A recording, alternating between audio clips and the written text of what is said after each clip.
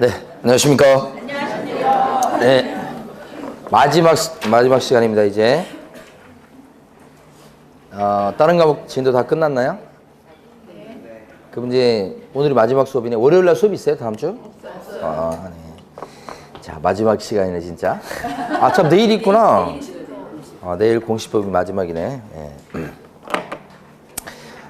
자, 오늘 진도를 끝내야 될 텐데 끝낼지는 모르겠습니다.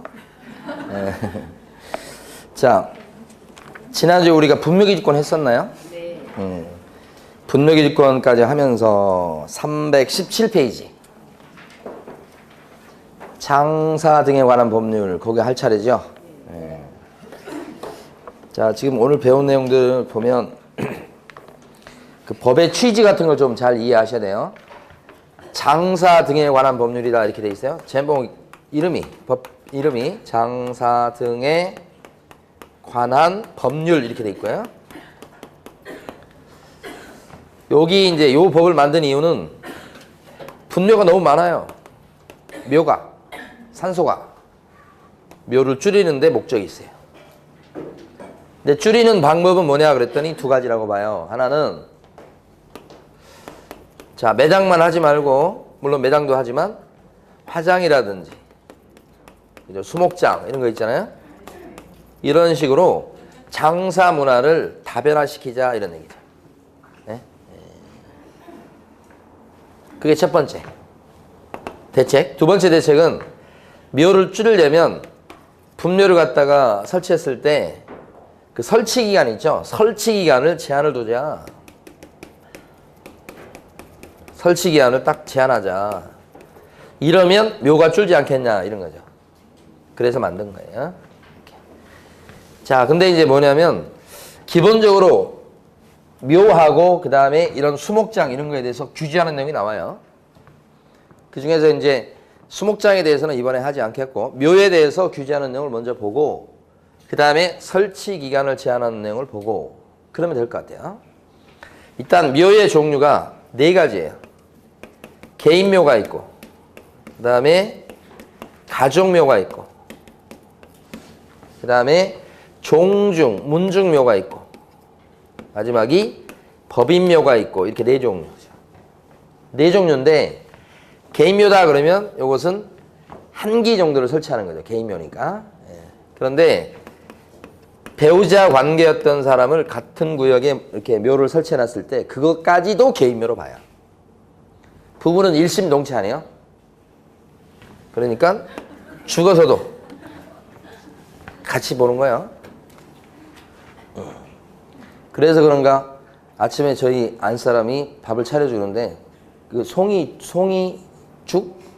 그걸 제 큰 놈하고 작은 놈한테만 주고 자기도 안 먹으니까 나도 먹지 말래 이렇게. 개인묘. 응? 부부 일심동체 그거예요 이거. 그 다음에 가족묘는 요것은 8촌이네. 좀 촌수 가까운데. 그 다음에 종중은 좀 촌수가 멀어지는 거. 그래서 문중, 종중 같은 뜻이에요. 그 다음에 이제 법인묘의 대표적인 경우는 교회 같은 경우에 막 그 재단을 설립해가지고 거기에 교인들 돌아가시면 이렇게 동산에 이렇게 묻어놓잖아요. 그게 이제 법인묘예요. 그리고 네 종류. 근데 규제하는 걸 보면 크게 두 가지인데 하나는 절차예요. 묘를 설치하는 절차에 대해서 규제하는데 개인묘는 한 기 아니면 두 기를 설치하기 때문에 그냥 일단 설치하면 돼요. 그래 놓고서 나중에 사후적으로 30일 이내 자, 시장군수구청장한테 설치했다고 신고하시오 이렇게 돼 있어요. 나중에 신고하죠. 그런데 여기 나와 있는 가족, 종중, 법인묘는 요것은 가만히 보면 여러 기를 설치해요. 그래서 이걸 집단묘다 그렇게 불러요. 집단묘지 이렇게. 집단묘인데 이때는 여러 기를 설치하니까 사전에 시장군수구청장한테 허가를 먼저 내고 그 다음에 이제 묘를 갖다 이렇게 설치해야 되겠다 이런 거죠. 사전에 허가를 받습니다. 세 개 다 똑같아요. 그 다음에 또 이제 뭐가 있냐면 그 면적, 설치하는 면적에 대해서 규제하는 게 있어요. 근데 이제 그 설치 면적이 한기당 면적과 그 다음에 전체 면적을 규제하는 게 두 가지가 있어요. 그래서 한기당 면적을 규제하는 거 이걸 보면 개인묘 같은 경우는 30제곱미터 이하예요. 그러니까 9평 남짓 되는 거예요. 예. 자, 그런데 여기 보면 여기는 한기당 설치 면적이 어떻게 되냐면 줄어요. 10제곱미터 이하밖에 안 돼요. 이렇게. 예. 훨씬 이건 여러 개를 설치하니까요. 한기당 면적이 그렇다고. 이 면적이라고 하는 것은 여기 묘가 깔고 앉아 있는 밑에 있는 요 면적만 얘기하는 게 아니고 그 주변에 비석 세우고 나무 심은 그 면적까지 다 합쳐서 설치 구역 면적이에요. 다만 이제 합장을 하게 되면 조금 넓게 인정을 해주는데 합장했을 때는 15제곱미터까지 인정을 한다. 그러니까 15제곱미터 이하 이렇게 되니까. 근데 시험과 관련해서는 주의할 것은 얘하고 얘를 혼동하시면 안 돼. 합장했을 때가 15고 아무 말이 없으면 뭐예요? 10제곱미터 이하라는 거예요. 요게 출제가 됐었죠. 요거. 전체 면적은 요건 한 기 아니면 두 기 되는 거기 때문에 전체 면적은 똑같습니다. 30제곱미터 이하 이렇게 되고요. 그 다음에 여기에 있어서 전체 면적이 가족 같은 경우는 100제곱미터 이하입니다. 종중은 더 넓어져서 1000제곱미터 이하 이렇게. 법인 같은 경우는 어떻게 되냐? 여기가 10만 제곱미터 이상. 그랬을 때 법인묘 이렇게 해요. 특징이 있는 게 여기가 다 이하인데 여기만 이상이죠. 그래서 요 10만 제곱미터 이상입니다. 요거 좀 기억을 해 두실 필요가 있어요. 여기까지가 뭐냐면 이제 일단 기본적으로 요 묘지에 대해서 규제하는 거예요. 분묘에 대해서 규제하는 거고 이제 자연장, 수목장이 또 있어요. 그건 지금은 이제 공부 안 하고 1월 달부터 할 거고요. 그 다음에 요거 보도록 합니다. 설치 기간을 제한하는 거. 상당히 큰 의미가 있어요. 자기 땅이나 묘자를 써도 영구히 묘를 설치할 수 없다는 겁니다. 지금 이게. 그래서 설치 기간이 어떻게 되느냐. 원칙적으로 설치 기간은, 분묘의 설치 기간은 자기 땅에 설치하든 남의 땅에 설치하든 30년입니다. 묘자를 쓰면. 그런데 이제 요게 또 짧다면 짧을 수 있거든요. 그래서 연장하는 제도가 있습니다. 이 연장 제도는 뭐냐면 설치했던 사람이 30년이 다 돼가는데 계속 분묘를 설치하겠다 이렇게 해서 시장구도 구청장한테 요청을 하면 연장 신청이라고 그래요. 그러면 그때는 30년을 연장해 줍니다. 신청하면. 신청 안 하면 연장 안 해주고 30년 연장을 시켜주는데 딱 한 번만 연장을 시켜줘요. 그러면 최초의 설치기간 30년에다가 연장 신청을 해온다면 그때 30년이 연장돼서 최장 설치기간은 60년까지 가능합니다. 이렇게. 요 기본이요. 그럼 이제 60년이 지나면 어떻게 되느냐? 이때는 그 묘를 철거해야 돼요. 60년 지나면 철거하는데 그때는 이제 요 설치기간 요 60년이 다 끝나고 나서 1년 이내 그 분묘를 갖다가 철거하도록 돼 있고 안 하면 형사처벌입니다. 그러니까 자기 땅일지라도 영구히 묘를 쓸 수 없도록 그렇게 해놓습니다. 이렇게 제한을 두죠. 근데 한 가지 뭐가 있냐면 우리 묘를 쓰게 되면 설치기간이 60년 이렇게 되고 1년 이때 철거하라 이렇게 되는 것은 요렇게 되는 것은 장사 등에 관한 법이 만들어진 게 2000년도에 만들어졌고 시행은 2001년 1월 13일부터 시행이 됐어요. 그러니까 법이 시행된 뒤에 설치된 분묘부터는 요게 적용돼요. 요게. 근데 만약에 1999년 9월 9일 날 묘를 설치했다. 그러면 이게 적용이 없어요. 그러니까 자기 땅에 묘자를 썼다 그러면 영구히 써도 법에 어긋나는 건 아니다 이 말이야. 그러니까 기준 날이 요 날이에요. 요 날. 이해되십니까? 그러니까 이 법이라고 하는 것은 제일 싫어하는 것이 뭐냐면 소급을 제일 싫어해요. 그래서 기득권을 갖다가 인정해주는 전제하에서 앞으로 개선시키려고 하는 게 법의 취지예요. 그러니까 소급해가지고 하면 혼란이 일어나서 안 되는 거예요. 그러면 생각해 보세요. 지난주에 공부할 때 남의 땅에 땅 주인의 승낙도 없이 묘자를 딱 썼어. 그런데 20년 동안 땅 주인이 시비 안 거네. 그러면 20년이 지나는 순간에 분묘기지권이라는 이 관습법상의 권리를 시효 취득하는 거 배우셨죠? 근데 그것도 그러면 시효 취득하니까 분묘가 늘어날 거 아니야. 그래서 우리 법은 어떤 걸 두고 있냐면 장사 등에 관한 법이 시행된 시점이 요때인데 요때 이후에 남의 땅에다가 승낙도 없이 묘자를 썼죠. 그리고 나서 20년 지났죠. 20년 지났을 때도 분묘기지권을 시효취득을 인정하지 않습니다. 취지가 뭐예요? 묘를 줄이려고. 그러니까 우리 지난주에 배웠던 분묘기지권이라는 이 민법상의 요 권리, 관습법상의 권리하고 이 장사 등에 관한 법률하고 두 개가 이게 만나게 되는 거예요. 그러니까 지난주까지 분묘기지권 얘기하면 남의 땅이지만 함부로 묘를 썼어도 20년 동안 시비 안 걸면 분묘기지권이 생긴다라고 공부하겠는데 그렇게 되는 것은 2001년 1월 13일 이전에 무단으로 설치한 분묘에 대해서나 그렇게 되는 거고 이 법이 시행된 이후에 승낙도 없이 무단으로 설치한 분묘에 대해서는 이제 절대 시효취득을 인정하지 않겠다. 그렇게 법을 만들어 놓은 겁니다. 그러니까 판례를 뒤집는 법을 새로 만든 것이죠. 그죠? 그래서 거기까지 이해하시면 더 이상 공부할 게 없어요. 자, 교재에서는요, 쭉 넘어가시고, 어디 보시냐면, 318페이지 가보시면, 동그라미 4번이 있습니다. 동그라미 4번에 보면, 사설묘지에 설치해가지고, 기역번에 개인묘지가 나옵니다.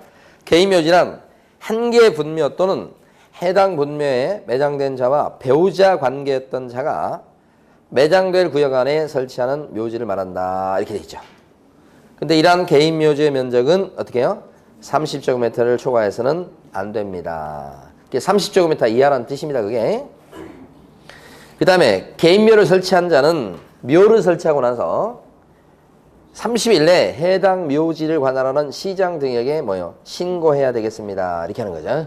그러니까 사후적으로 30일 내에 신고한다. 이거 칠판에서 지금 본 내용을 다시 한번 확인한 겁니다. 동그라미 니은번에 보면 이번에는 가족묘입니다. 가족묘지란 민법에서요. 친족 관계였던 자의 분묘를 같은 구역 안에 설치하는 묘지를 말한다. 출제됐던 부분입니다.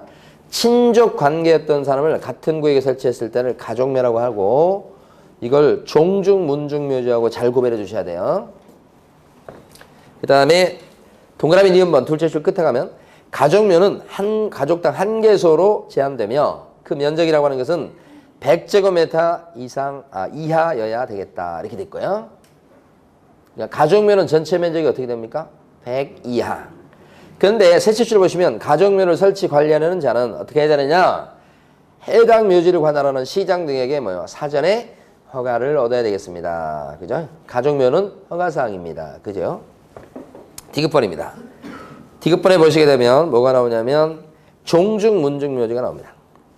거기는 종중, 문중묘지라는 것은 종중 구성원이나 문중 구성원의 분묘를 같은 구역 안에 설치하는 묘를 말하고 이때도 마찬가지 종중, 문중묘지는 종중, 문중당 한 개소로 제한되고 면적은 1000제곱미터를 넘을 수 없습니다. 이하여야 됩니다.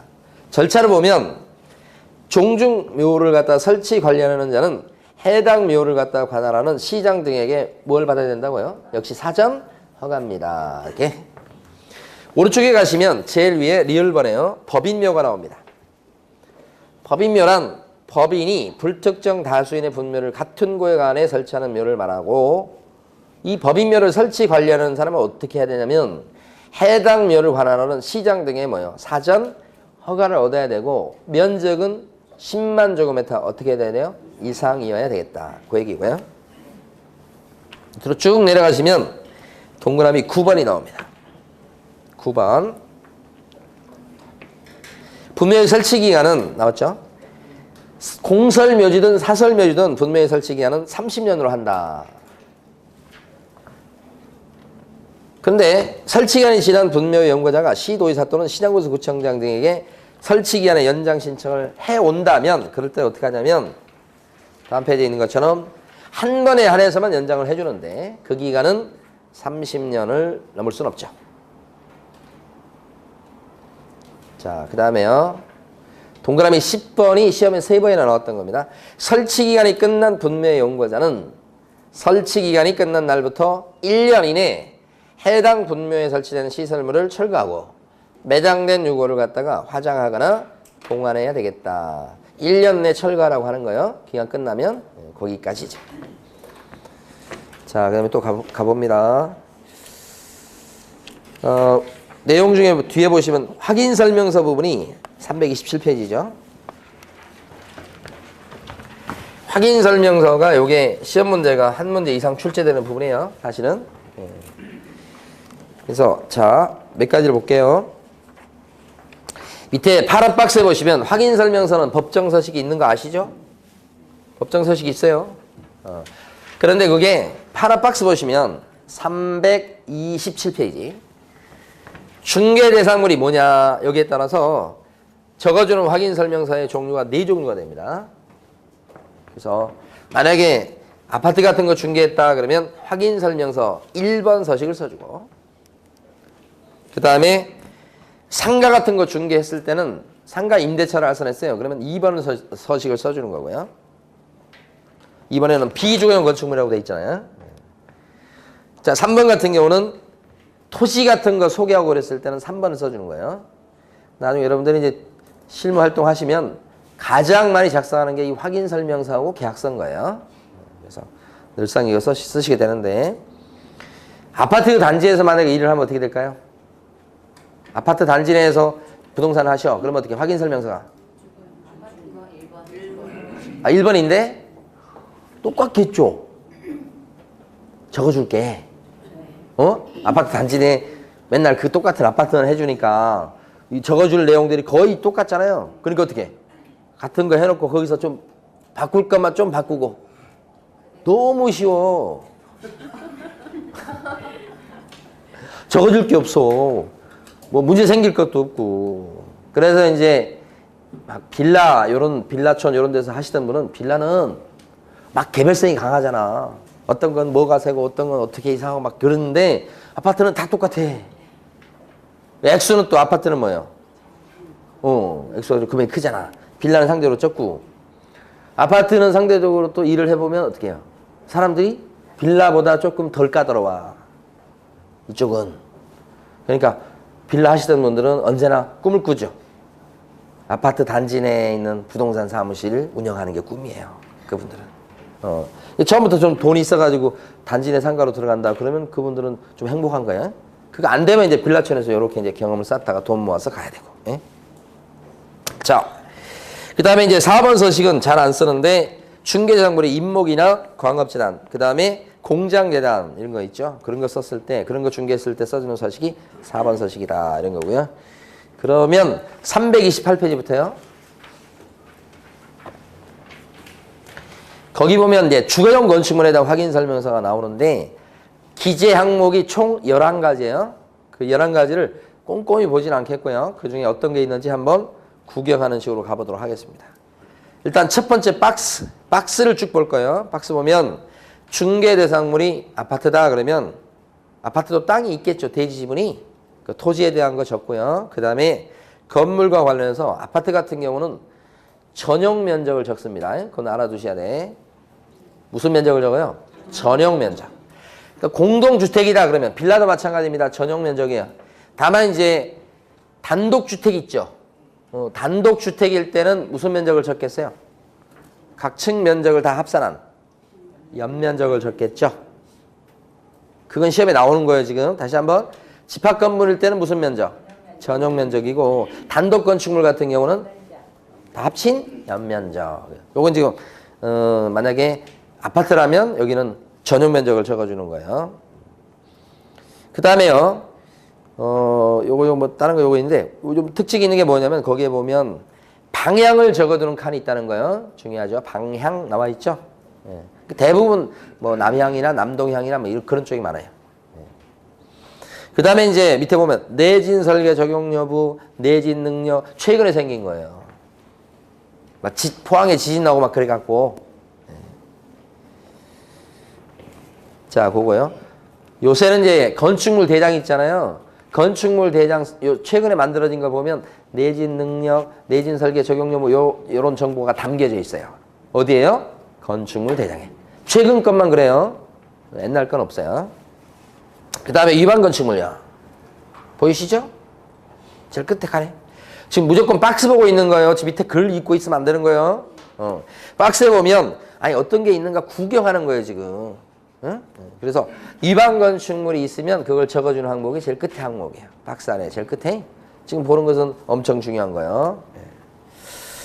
그 다음에 이제 두 번째 박스가 제일 밑에 있는 것은 보면 등기부에 나와 있는 권리관계를 그대로 옮겨 적어주는 거고, 여기서 보실 때요. 자, 보실 게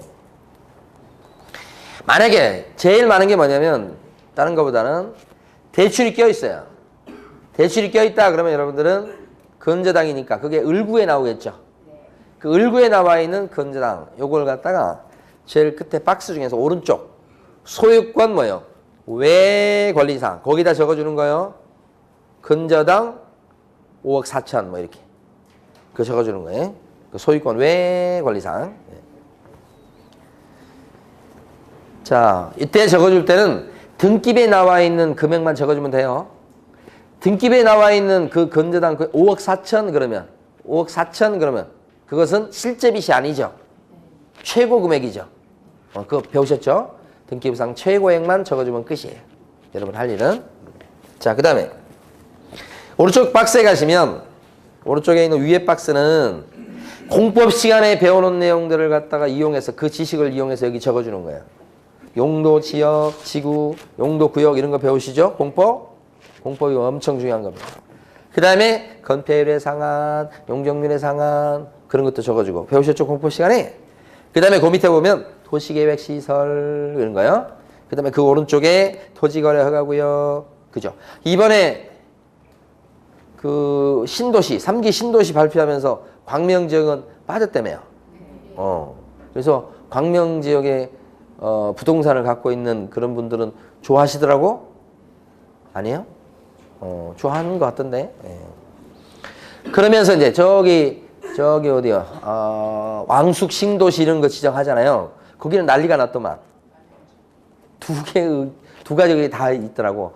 첫 번째 그런 흐름은 뭐냐면 거기다 신도시 세우면 안 된다고 지금 머리띠 둘렀잖아 거기.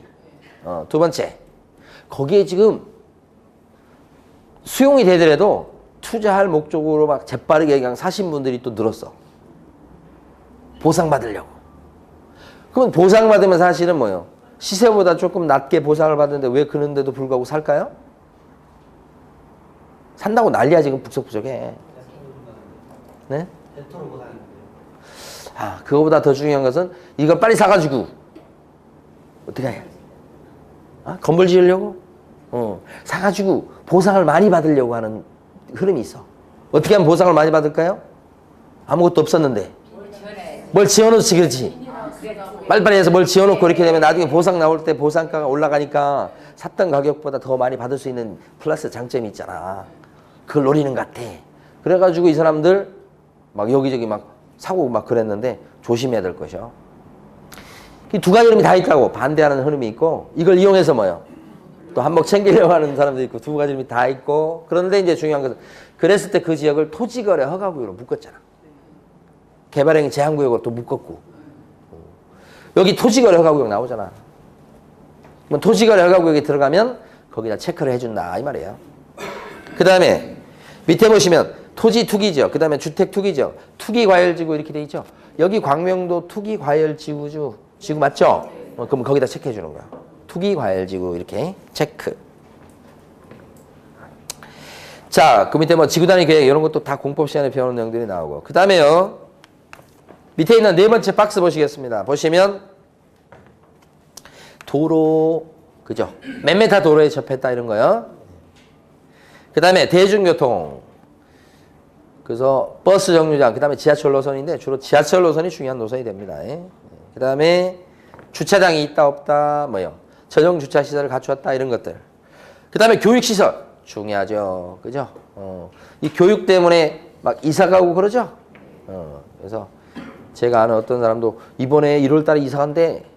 이제 중학교 올라가는데 이사 가는 이유가 교육 때문에 이사를 가가지고 1월까지는 이사를 가야 된대. 그래야 배정을 받을 수 있다고 하면서 막 이사 가더라고요. 전세로 또 이사 가. 그러면서 저한테 같이 이사 가자고 막 그러더라고요. 근데 그래서 한번 저희 집사람한테 물어봤어. 들은 채도 안 해. 꼼짝도 하기 싫은 거예요, 지금. 저는 이사 가다 보면 갈 생각은 있는데. 근데 저희 집사람은 또 그게 아니더라고요. 예. 자, 그 다음에 교육시설, 그 다음에 판매 및 의료시설 이렇게 돼 있잖아요. 백화점, 할인마트, 병원, 종합병원 이런 것들 주변에 있는 거 체크해 주는 거고요. 자, 다음 페이지 가시면 뭐가 나오냐면 다음 페이지 가시면 경비실 나오네. 경비실. 그죠? 경비실. 그 경비 아저씨한테 잘 보여야 됩니다. 그래야 뭐 떨어지는 게 있습니다. 경비 아저씨하고 절대 싸우지 마세요. 안 좋습니다. 경험입니다. 경험. 저는 경비 아저씨한테 막 학원에 저희들 학원 가잖아요. 그러면 학원이 다 틀리잖아. 아저씨마다 다 틀려 성향이.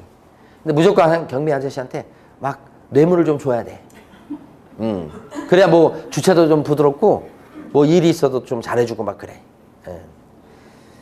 자, 제가 좀 가슴 아픈 게 있어서 그런가. 경비 아저씨하고. 자, 그 다음에 밑에 보시면 비선호시설이 뭔지 아시겠죠? 비선호시설 그러면 영안실 이런 거 있잖아. 그런 거. LPG 충전소 이런 거 다 비선호시설이야. 그런 거 있으면 적어주는 거. 그 다음에 예전 금액은 요거 6억 5천에 팔아주세요. 그게 6억 5천. 그게 예전 금액이에요. 그 세 번째 칸이고. 자, 그 다음에 그 밑에 가면 세금 적어주는 거 있네. 세금. 취득세 1%. 뭐 그런 거 적어준 거 있잖아. 농어촌 특별세 몇 프로. 그 다음에 지방교육세 몇 프로. 세법 시간에 배우시죠? 네, 그거 나중에 여러분들이 적어주셔야 되고. 자, 그 다음에 이제 제일 끝에 있는 박스는 뭐냐 그러면 제목을 한번 봐야 하고요. 실제 권리관계 또는 공시되지 아니한 물건의 권리에 관한 사항 이렇게 돼 있죠. 여기에 적어주는 것 중에 대표적인 게 뭐냐면 등기부에 안 나오는 권리관계예요. 등기부에 안 나오는 권리관계를 우리 지난주에 배웠던 것 중에 대표적인 게 하나 있었어요. 뭐였냐면 분묘기직관. 분묘기직관? 그 박스에다 한번 써보세요. 분묘기직관. 제일 끝에 박스 안에다가. 그 다음에 사실은 이따 우리가 마지막 시간에 배우겠습니다만은 주택 임차권 있잖아요. 임차권은 등기할 수 있어요, 없어요? 임차권. 주인이 허용하면 등기할 수 있긴 합니다. 근데 주인들이 오케이 안 하죠. 그래서 임차권 등기가 잘 안 됩니다. 현실적으로는. 자, 그래서 주택 임차권 요 세입자를 보호하기 위해서 주택임대차 보호법을 만들었다고. 우리가 둘째 시간에 공부할 거예요. 주택임대차 보호법을 만들었는데 사실은 임차권 등기는 뭐예요? 현실적으로 잘 안 돼. 그래서 인정하고 있는 게 뭐냐면 이런 임차인 같은 경우 임차권 등기를 하면 대항력이 생기고 보호되는 거지만 우리 법에서는 임차권 등기를 주인이 허용을 안 하니까 혼자서 할 수 있는 것을 법에서 인정했죠. 그게 뭐예요? 전입신고죠. 주민등록 전입신고. 이걸 하면 뭐예요? 등기된 거하고 거의 똑같이 대항력을 인정해 줄게 이렇게 되는 거야. 등기 대신 뭘 써먹어요? 전입신고. 이런 전입신고가 된 임차권 등기가 안 된 세입자가 있다 그러면 여기 적어주는 거야. 그러니까 주택 임차권이라고 쓰시면 돼. 박스 안에다가. 너무너무 중요한 거예요. 여러분이 중개활동 하시면서 실제 권리관계란에 적어줄 대표적인 사람이 누구라고요? 세입자예요. 세입자. 세입자. 네. 여기다 뭘 적겠어요? 세입자 있는데 그 사람의 보증금이 얼마고 계약기간 언제까지고 혹시 월세 있으면 월세 얼마고 그런 거 적어준단 말이에요. 여기다. 등기부에 나와요? 안 나와요? 이거? 안 나오니까. 등기부에 안 나오는 권리관계를 적어주는 게 여기. 네, 그거. 그 다음에 오른쪽에 보시면 내 외부 시설물의 상태라고 나와 있죠. 오른쪽에 거기 적어주는 건 종류가 많습니다. 수돗물이 잘 나오는지, 전기는 누전되는 데가 없는지, 가스는 어떤 건지, 도시가스인지 뭐 이런 거, 소방시설은 어떤 걸 갖추었는지 이런 거, 난방 방식은 뭔지 이렇게. 이게 세상에 전문가가 다 똑같진 않더라고요. 저희 지금 아파트가 좀 오래돼가지고 보일러가 잘 안 돌아요.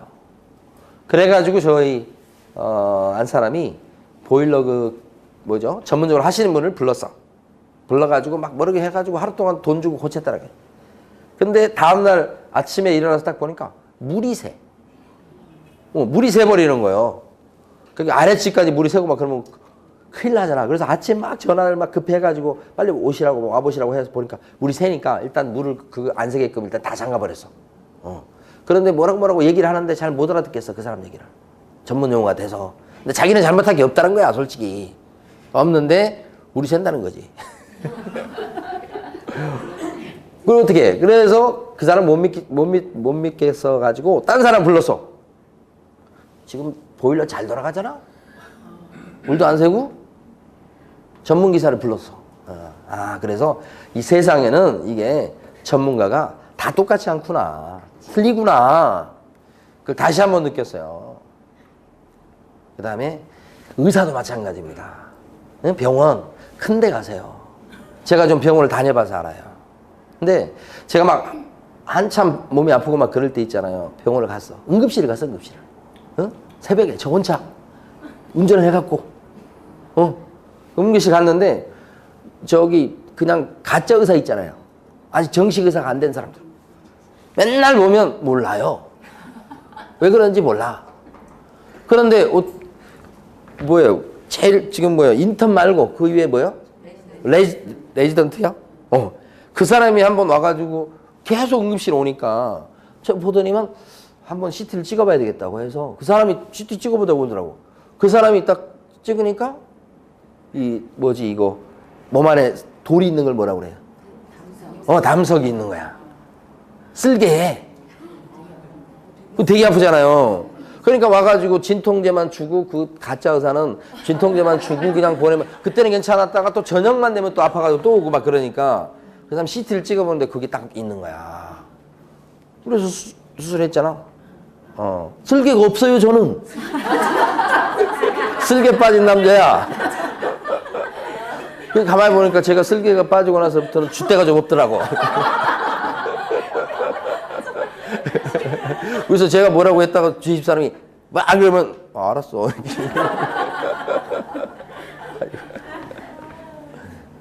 큰 병원 가세요, 여러분. 좋은 병원 가세요. 이름 있는 병원 가세요. 틀려요. 그냥 다 하나 예고 이거 말고도 많아요. 많아요. 아이고, 하여간. 지금 뭐 얘기하다가 지금? 난방방식 하다가 보일러 하다가 그렇게 된 거예요, 지금. 그 다음에 승강기. 응? 네, 승강기. 그 다음에 배수. 이런 거. 등등등 이런 거 있고요. 자, 밑에 보면 벽면, 도배. 그죠? 벽에 균열이 있는가, 누수 부분이 있는가 이런 거. 그 다음에 도배. 도배가 새로 돼 있는지 아니면 새로 해야 되는지 그런 것들이 있잖아요. 깨끗한지 어쩐지 이런 것들. 그 다음에 이제 환경 조건. 환경 조건란에 적는 거 보니까 일조량, 그 다음에 또 뭐야? 소음, 또요. 진동까지 세 가지 기억해도, 벌써 넘어갔어요? 그러면 안 돼. 자, 요 세 가지 기억을 해 두셔야 돼. 다시 한 번. 일조량, 중요한 데인데 지금 넘어가면 안 되지. 소음, 그 다음에 뭐까지? 진동이 숨어 있잖아. 잘 보셔야 돼. 진동, 이렇게 세 가지란 말이에요. 예, 이런 것들을 적어주는 칸이 있고요. 자, 다음 페이지 가시면 중개보수 나왔습니다. 중개보수 등에 관한 사항이다. 그랬죠? 중개보수 얼마 이렇게 적어주죠? 실비 얼마 적어주고요. 예, 그런 것들입니다. 자, 근데 여기 나중에 여러분들 실제 쓰실 때는 그냥 자동으로 딱 출력이 돼서 나오게 돼 있어요. 요 중개보수 얼마 이런 것들은. 예, 그러니까 여러분 일일이 기재할 필요가 없는데 그래서 이제 부동산 하시는 분들이 그걸 이용하잖아요. 이거 좀 깎아달라고 막 그러면 어떻게 해요? 이게 저희가 정한 게 아닙니다 하면서 얘기하잖아. 얼마든지 고칠 수 있어. 근데 이거 그냥 무조건 이렇게 나온다고 이렇게 하면서 이게 받게 돼 있다고 하면서 지나가잖아요. 자, 그 다음에 도장 찍는 게 있어. 네모 4번에 보면 이거는 칸이 아니고 반가로 4번에 있죠. 서명 및 날인 이렇게 나왔어요. 누가 서명 및 날인해야 될까요? 요 확인 설명서를 써준 개공해야지. 서명 및 날인을. 그런데 이제 소속 공인중개사가 만약에 써줬다 그러면 소속 공인중개사도 서명 및 날인을 해야지. 그렇게 되고. 그리고 이제 확인 설명서는 개공이 또는 소공이 주면 매도인과 매수인, 임대인과 임차인이 받아들거든요. 그러면 줬고 받았다는 취지에서 매도인과 매수인, 임대인과 임차인은 도장 찍어줘야 돼. 그러니까 확인설명서를 이게 교부한다는 거의 의미가 뭐냐면 도장을 받고 준다는 의미가 굉장히 큰 거예요. 한번 언제 설명드렸어요, 이거?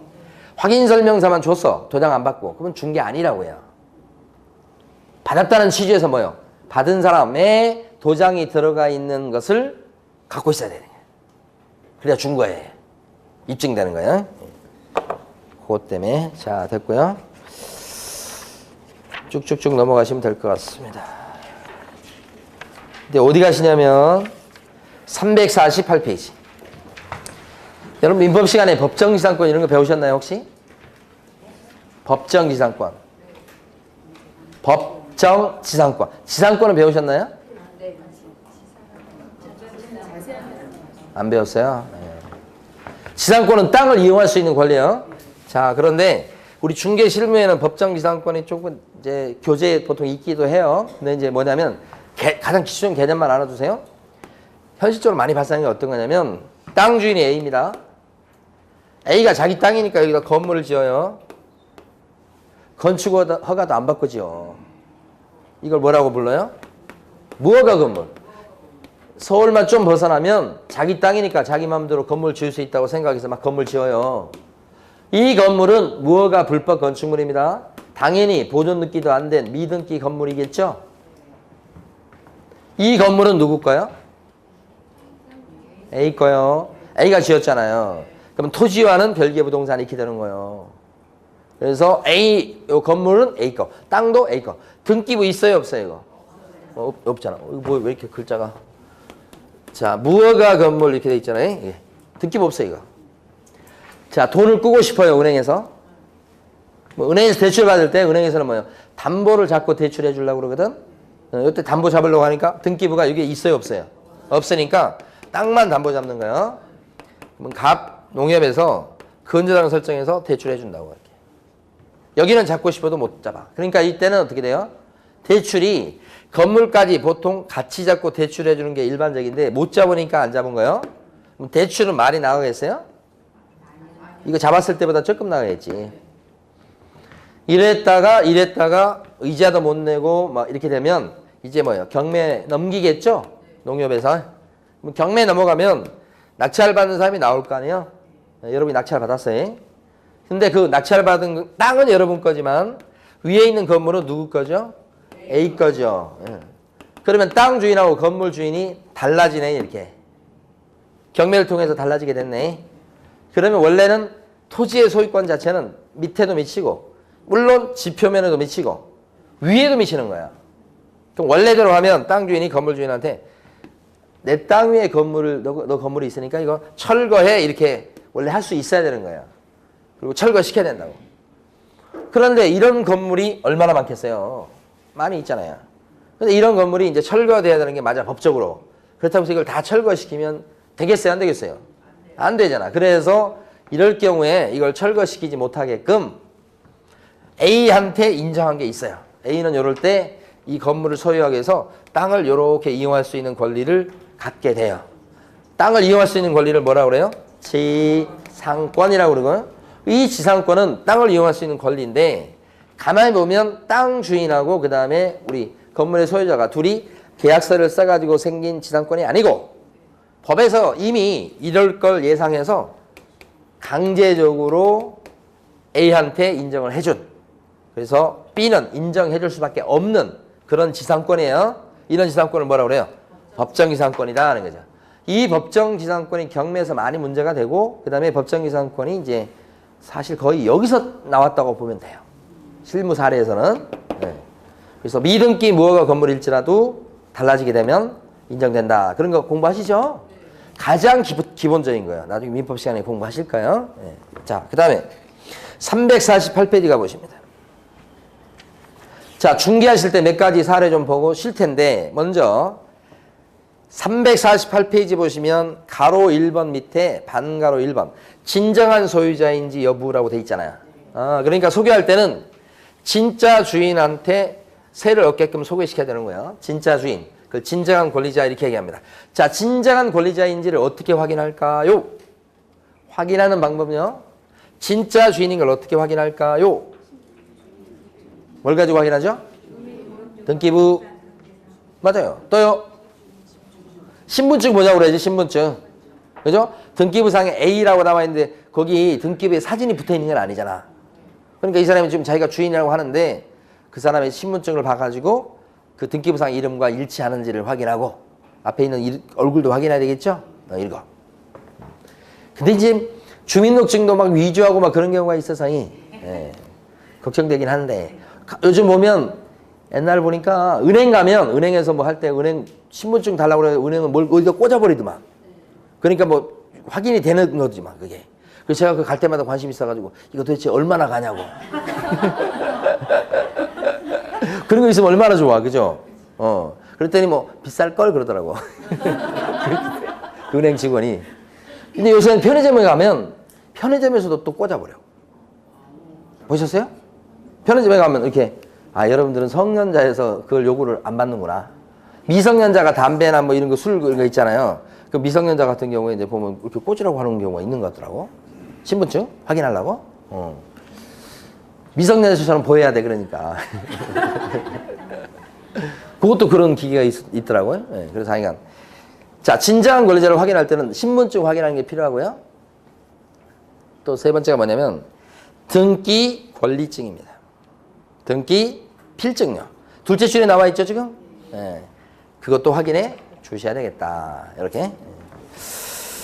자, 그 다음에요. 반가로 3번 보면 임의 대리권의 조사라고 되어 있습니다. 반가로 3번. 제일 밑에.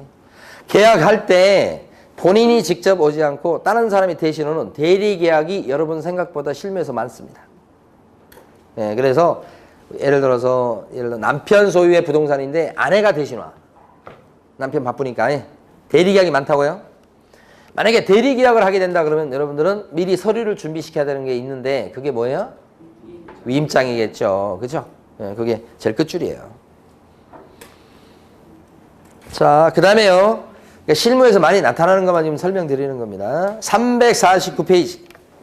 공유라고 돼 있죠? 배우 아닙니다, 이 사람. 저희 집사람이 공유를 되게 좋아해요. 공유 있잖아, 공유. 그 도깨비인가? 거기 나왔다. 도깨비 옛날에 저희 집사람이 미쳐가지고. 드라마 할 때마다 가면 제가 집에 들어가서 한 10시, 11시 이렇게 들어가면 문 열지도 못하게 해요. 문 딱 열면 쉬. 그 공유가 아니고 이건 민법 시간에 배우시는 거잖아요. 이게 공유. 공동소유 중에 하나. 공유잖아요. 공유. 이게 여러분 현실적으로 많이 만나요. 어떤 경우가 있냐면 부부 공유 들어보셨죠? 요새 이제 있잖아요. 아파트 단지 있잖아요. 아파트 단지에서 등기부는 그냥 마음대로 떼어볼 수 있어요. 돈이 좀 들어가서 그렇지. 그러니까 700원 딱 넣고 한번 등기부를 한번 열어봐. 공유가 그렇게 많아. 남편하고 아내 공유지. 이게 공유. 또 이런 물건이 많을 수밖에 없는 게 상속료, 상속. 돌아가시잖아. 부모님이. 자식이 3명이야. 공유예요, 그게. 그런 물건이 한두 개겠어요? 엄청 많지. 이런 게. 그러면 이거 이제 이런 물건 소개할 때 어떻게 해야 되느냐. 이게 이제 여러분 이제 나중에 실무 활동하실 때 아셔야 되는 거지. 부부 공유다 그랬을 때 예를 들어서 팔아먹으려고 그러려고 그래. 아파트 팔려고 그래. 공유로 돼 있는데. 그랬을 때는 어떻게? 계약서에 파는 사람인 부부가 A, B라고 한다면 이 매매할 때 매매계약서에 A하고 B 부부의 도장이 다 들어가는 게 맞겠죠? 파는 거니까 이게 뭐예요? 처분행위잖아. 처분행위라고 하는 거잖아요. 근데 세를 놓고 전세를 놓고 막 그런 거 생각해 보세요. 자, 그랬을 때는 어떻게? 부부가 3명일 수는 없잖아. 그러니까 안 되니까 여기 상속이다 해보세요. 상속받은 사람이 C, D, E. 갑이 돌아가셨어요. 자식들 3명이요. 이걸 세를 놔, 세. 이걸 만약에 판다 그러면 C, D, E가 다 도장이 들어가야 되겠지. 팔 때는. 근데 전세를 놓는다 그러면 어떻게 해야 돼? 3명이 다 도장 들어가야 되는 게 아니고 한 명만 들어가도 안 되는데. 그렇죠? 집은 뭐요? 집은 뭐요? 과반수요, 과반수. 이거 아직 안 배우신 모양인데? 집은 과반수, 이렇게. 과반수. 세 사람이 전부 다 3분의 1 삼형제니까 이게 갖고 있다면 과반수는 뭐예요? 반 넘어가야 되잖아요. 예, 그래서 3분의 2가 도장이 들어가면 되는 거예요. 이건 셀을 놓을 때는 부부를 여기 예를 들기 힘들잖아. 이건 2분의 1일 거니까 둘 다. 그러면 한 사람이 셀을 놓지를 못해. 과반수가 안 되잖아. 과반이라는 것은 반을 넘어가야 돼. 안 넘잖아. 딱 절반이잖아. 그러니까 부부 공유일 때는 한 사람이 마음대로 전세 못 나요. 근데 이제 이렇게 되면 요 CD가 놓을 수 있어. 전세를. 요것을 여러분들 이제 실무적으로 아셔야 되는 거예요. 그래서 여러분 민법 시간에 공동 소유해가지고 공유, 뭐 합유, 총유를 배우시는 거야. 민법 배우시는 게 여기 썰문 걸라고 배운 거예요.